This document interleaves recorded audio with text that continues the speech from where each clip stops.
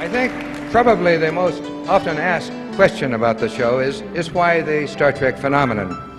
And this is, incidentally, not just a fan or a Trekkie question.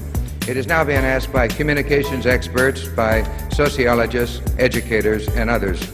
There have already been a couple of master's theses written on this, and there are a couple of doctorates presently at work.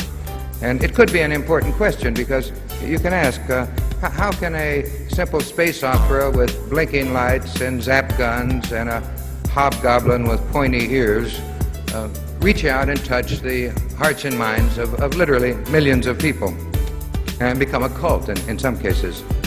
Obviously, what this means is that television has incredible power.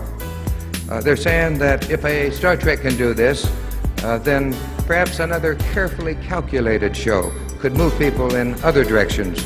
What's to keep selfish interests from creating other cults for selfish purposes, industrial cartels, political parties, governments.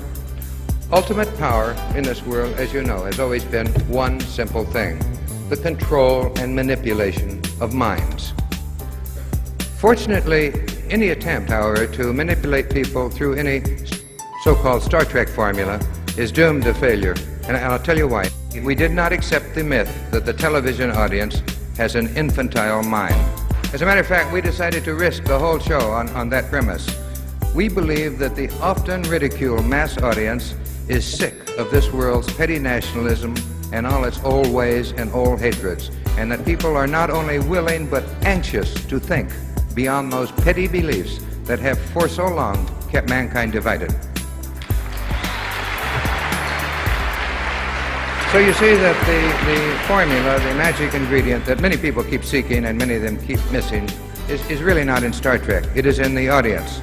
There is an intelligent life form out on the other side of that television tube.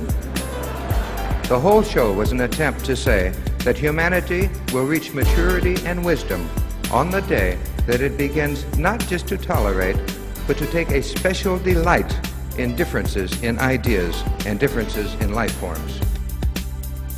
What Star Trek proves is that the much maligned common man and common woman has an enormous hunger for brotherhood.